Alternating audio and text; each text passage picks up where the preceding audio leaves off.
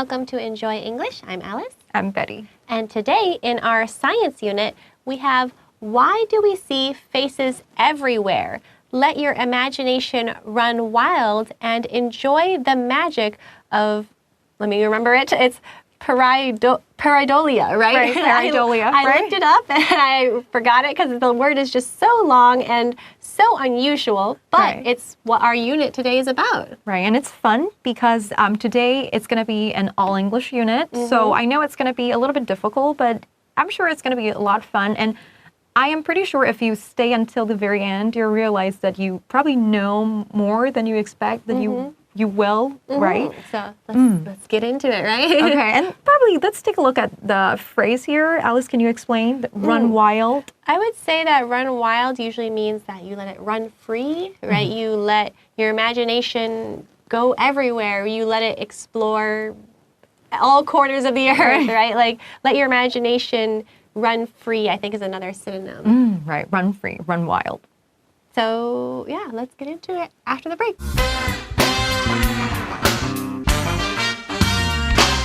Why do we see faces everywhere? When you were a child, did you ever look up at the sky and see a cloud that looked like a teddy bear or a battleship? This is an example of a phenomenon called pareidolia. It happens when our brains try to make sense of unclear images by viewing them as something meaningful or familiar. One of the most famous examples of pareidolia is the Face on Mars photo.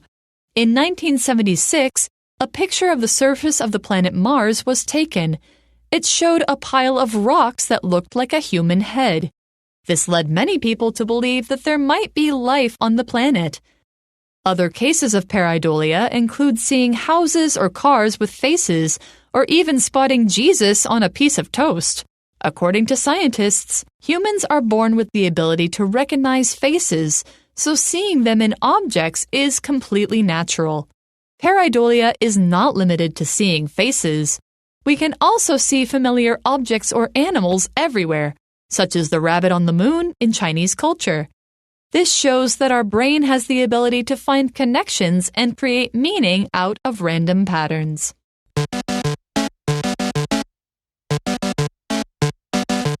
All right, let's get into the first paragraph. We have, when you were a child, did you ever look up at the sky and see a cloud that looked like a teddy bear or a battleship? If any of you had a childhood, I think we all have, right?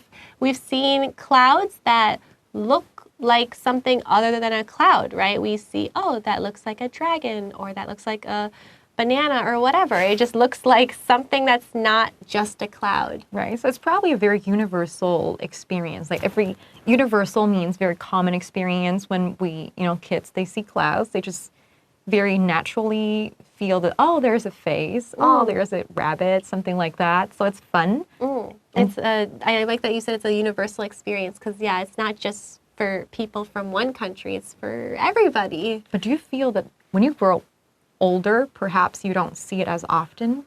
Maybe I think you just don't look at the clouds so often, I think, right? I don't know. I guess I could if I tried, but maybe I wouldn't think about it as much. Right. This is an example of a phenomenon called pareidolia, which again is like, I have to think about it every time because very tricky word. You definitely don't use it very often, but that is what this phenomenon is called. Right, and I think this unit is a very good unit for practicing your reading comprehension. When you read something and there is a big word like pareidolia, like here we have today, so what happens is people start getting panicked. They assume that you have to know every word in order to get the true meaning from the text. But actually, when you see a big word like that, the writer of this article is secretly dropping you hints. And what you need to do is to kind of picking up those hints through reading. So here, let's see one hint of what pareidolia might be. Actually, in the subtitle, you see that your imagination run wild. So pareidolia is probably related to imagination. This is the sense that you get. And this is an example of a phenomenon. What is an example? When you see cloud and you assume that it isn't a cloud, it is a rabbit. Okay, it's shaped like a rabbit. So this phenomenon is called pareidolia. So it definitely has something to do with imagination. It happens when our brains try to make sense of unclear images by viewing them as something meaningful or familiar. So that explains more about this phenomenon, right? How we see something and maybe we don't know what it is, but we try to make sense of it, right? We try to make it clear, try to understand it, and we say, oh, it kind of looks like something I do know, like a teddy bear or a battleship. I know what those are, so that's why you kind of associate it with those things you know. And it kind of makes sense because as human beings, I think we're always trying to make sense of things around us. Like sometimes when my students, when they listen to a word that they don't recognize, they just assume it's another word they recognize. So for example, they heard something like brew, B-R-E-W, but they've never learned the word brew. They just assume it's blue, B-L-U-E, right? So as human beings, we are always trying to, make sense of things around us. And what does it mean when we try to make sense of things?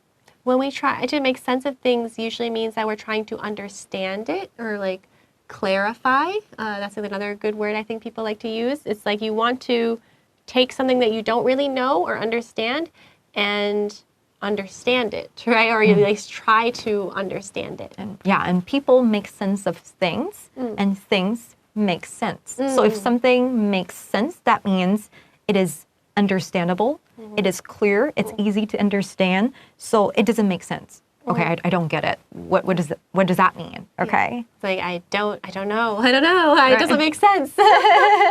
So hopefully this all made sense, and let's talk about the second paragraph next.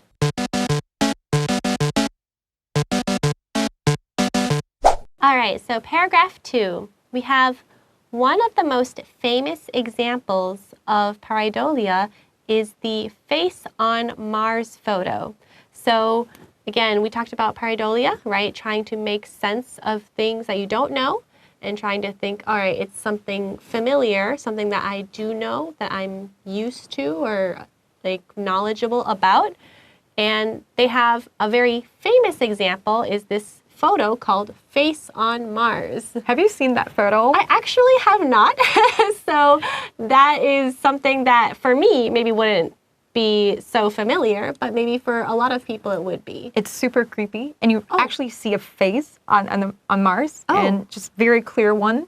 Oh, now I want to look at it. It's a good photo, but I assume that there are just little holes on Mars, and it looks exactly like what you would be expecting. Oh, it wow. has like eyes and nose and oh my gosh, and everything. I've seen it like on the moon, but I haven't seen it on Mars. So, right. Yeah, I want to see if that's similar or not. So in the previous paragraph, we know that pareidolia happens when you try to make sense of things, right? So now we are giving you an example, and that example is the face on the Mars photo. So if you don't know it, check it out. And here, I just want to point out a grammar point, one of the most famous examples. So out of those examples, so example, you have to add an S, it's a plural, but one of the examples. So the verb is in its singular form. One of the examples is, not are. Be careful with this one. In 1976, a picture of the surface of planet Mars was taken. And again, back then, their technology was obviously not as great as it is today. So for back then, that was a very significant moment, a significant achievement that they were able to take a picture of the surface of planet Mars because it's so far away from us, right? So that was a very significant achievement back then. And we talked about being human beings, we like to make sense of things around us. So I think like space exploration is kind of sort of fall into that category. You try to make sense of the universe, right? So they take pictures, they took pictures in Mars, and one picture particularly stood out. It showed a pile of rocks that looked like a human head. So a pile of rocks would be like a stack of rocks, right? Not just one rock, but a pile of rocks. And this looks like a human head. That's a little weird. Right. A little bit. Right, so when you have a pile of something, definitely, for example, when you say a pile of paper, you don't just have a piece of paper, you have much of paper. Yeah, you have like not even just two. I would say you'd have like a lot of pieces of paper. Yeah. To make it a pile. And we can use pile as a verb when you pile something up, Or, for example, snow piled up. So you can say somebody piled something up or something pile up. So we have that looks like a human head, and this led many people to believe that there might be life on the planet. It's a little bit of a stretch, I would say, because just because it looks like a human head doesn't mean there's life on the planet, unless they think aliens on the planet made that, right? They purposely piled it up. I don't know, but I think it's a little bit of a stretch. I also feel that this probably is blown out of its proportion, right? Yeah, maybe not. How many people is many people, right? Right. So, yeah, basically so we are trying to find life on basically any types of like planets.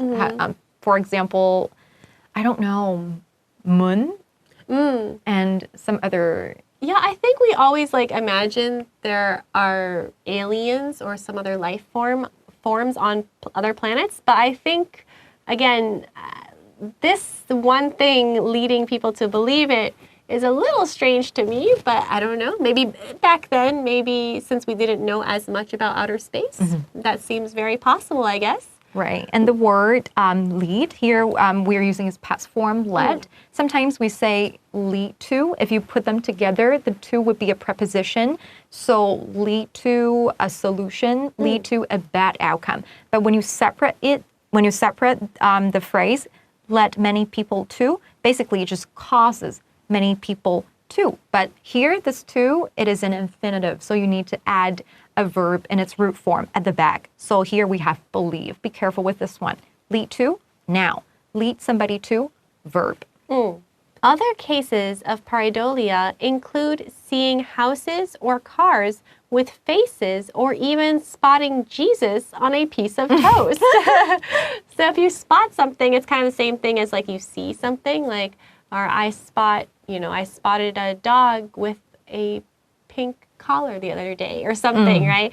So in this case, you spotted Jesus on a piece of toast. I think I might have seen that photo before, but I'm not sure. That photo is probably very famous. Yeah, I would say, and it does kind of look like it, yeah. I just think, again, you have to really like use your imagination. It doesn't look like it exactly, but if you use your imagination, you can see it. I think it's fun that we often claim that we see something, for example, in pictures, right? Ghost pictures. We see spirits in the background, right? So perhaps we are trying very hard to prove that there's like special existence other than human beings. I think so. Right. Or just like that there's something more significant than just what you see. There's more to it. Right. And probably when your mind is so focused on seeing things, seeing possible existence of something else, this is kind of what you see.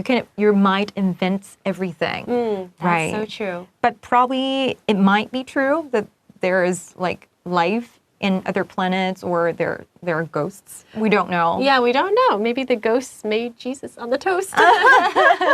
And here we see, I want to point your attention to this other cases. So we talked about other, another, the other many times in our closed test. And I think it's important here, when you read the article, do you see the range? Do we mention like how many phenomena we're going to talk about?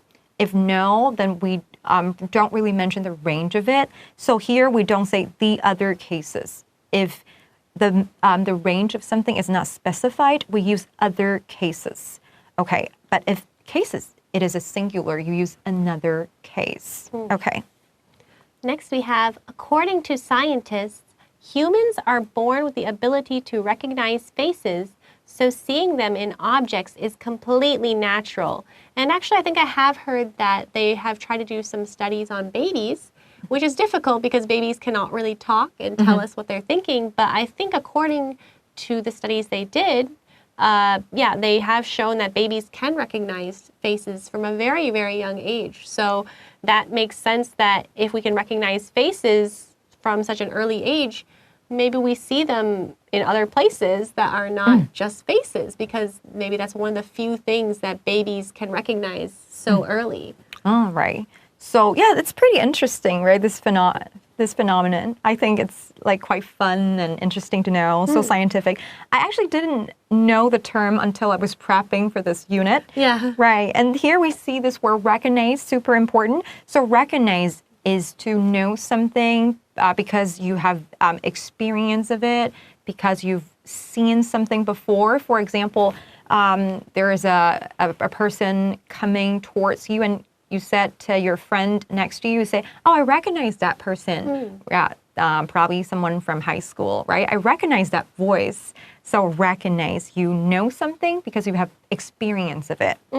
Yeah, I think that's a good word to know, actually. Like, I recognize you, or I recognize this word, right? Right, or I barely recognize him. Yeah, right. yeah. It's a very good word to know, so keep that in mind. Also, this object, what does that mean when there's an object? I've seen them in objects. Objects are just basically things, right? Just things. like objects around you. I guess you wouldn't really say people. I mean, people are kind of objects, but usually when we use it just normally, like in conversation, we just talk about non-living things. Yeah, maybe in some situations you can say people are objects, but usually we talk about like things that are not alive. Right. So, for example, your pen and paper, they're objects, right? Table, chairs, they're objects. But for animals, your dog or plants, roses, or human beings, we don't usually use object to describe these things, living things. It just feels weird. So let's think about that for a little bit and ponder, and then get to paragraph 3.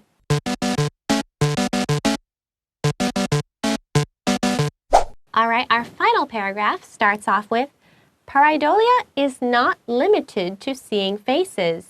So previously we had talked about really only recognizing faces pretty much because we talked about that face on Mars photo and how babies can recognize faces from a young age, but it's not limited to it, so that means we can see other things besides faces. Right, so not limited to something. Basically, the to, this is the preposition. So you see in the sentence, we don't say see, not limited to see, but not limited to seeing faces. So be careful with this one. And can you give us a sentence with Limited to doing something? I guess you could say that because Betty is very good at languages, she is not limited to just speaking Chinese, but she can also speak English and other... That's all. Oh, that's it? Okay. That's all? Oops, okay. But still, 2 languages is still good. For example, learning new things is not limited to young people. Old people can also learn, lifelong learning. Yeah. Yes, okay. that's good. It's like you don't have a limit, right? You can do beyond the limit, right? You can do as many as you want or as few as you want or however you want to say it. But basically there's no limit. There's no end. Right. We can also see familiar objects or animals everywhere, such as the rabbit on the moon in Chinese culture. And, right, this rabbit probably does not actually live on the moon, but it's just a story, I think, that came about because maybe some people were looking at the moon back in the day, and they said, that looks like a rabbit. Do you know the story with a rabbit on the moon? Do you know what's going on with that story? I think I know the basics. I can't remember how the rabbit got on the moon. Did they say that?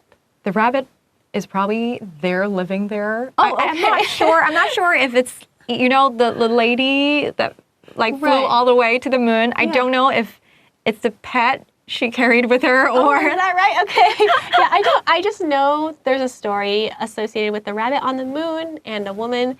I don't know if the rabbit was always there or if... Or the rabbit was living there because she, it was probably a servant or something, a helper. Oh, okay. So... in the moon palace. Ah, okay. So that would, that would be, because I don't remember why the rabbit is there. I just remember, okay, there's a rabbit on the moon. And I think I've heard that the origins is, yes, most likely somebody saw, hey, that looks like a rabbit. and then some creative person came up with a good story about it. Right, but it's so fun. Like, how did you see a rabbit on there in the first place? Yeah, and not every culture has that because in the US, as far as I know, there's no story about rabbits on the moon. The most we have is just that we have the man in the moon, and that's not even really a story per se. I think it's just that if you look at the moon from Earth, you can often see like certain craters that kind of look like a face, right? It looks like two eyes and a mouth. So that's kind of the only story I can think of. Just probably like the one with the Mars. Right, thing. yeah, it's just very similar. Just so there kind of looks like a face, like eyes, mouth, right? So I think that's the only similar thing, but it's still the same idea of seeing a familiar object or animal or person, right? Just you see them in places that they don't belong. This shows that our brain has the ability to find connections and create meaning out of random patterns. So connections, right, things that are related. So this moon is related to a person's face. Normally they're not related because they're so far away, but in this case, right, because of pareidolia, people associate a face with the moon. These are connected or related somehow. Right, so connection is the noun form of connected, right? And connection is usually just a relationship between things, between people. And sometimes you can use it in its plural form, connections. That means people you know that are powerful, that can, help you go through things a lot easier. For example, I want to go to that concert, but the tickets are sold out. Do you have connections? So that means do you have people probably working in that industry that can probably get me a ticket? Right. Yeah, that's a good word to use actually, right? You have connections to help you. Right. And we also see several difficult words at the back, random. So when things, or for example, when you call on students at random, what does that mean? That means that there's not like a pattern or like a rhyme or reason, as we like to say, but it's just that you choose them randomly or just without a pattern. Just choose, hey, you. It's not like 1, 2, 3, 4 or 2, 4, 6, 8. Those are patterns. Random would just be like 3, 10, 21, right. 36. Just call out whoever you want to call out. Right, you just pick people like at random or just without thinking about it. Right. So that's random. And then patterns. For example, clothes have patterns, right? Right. For example, look, the dress I'm wearing is in floral pattern, right? So pattern means the usual way things are done, like the rule that things are done according to that rule. So basically, this is pattern, right? So we create meaning out of random patterns. So actually, probably no patterns at all, random patterns. Yeah. What does that mean? It is kind of funny because if you say pattern by itself, it kind of means something that repeats, right? So like a floral pattern, right? It's like because the flowers repeat themselves all over the dress. But if you say a random pattern, it is kind of a silly phrase because they're kind of two opposite things, right? So a random pattern basically means no pattern. No pattern at all, right? It is very silly, but we do say random patterns for some reason. So yes, that is, I don't know, very random word, random phrase, random patterns. But yes, that's pareidolia, right? Actually, not really, but still. So following the pattern of the show, now it's time to say goodbye, I guess, in a random pattern. No, this is a pretty standard pattern. So that's all the time we have today. We'll see you all next time. Bye-bye.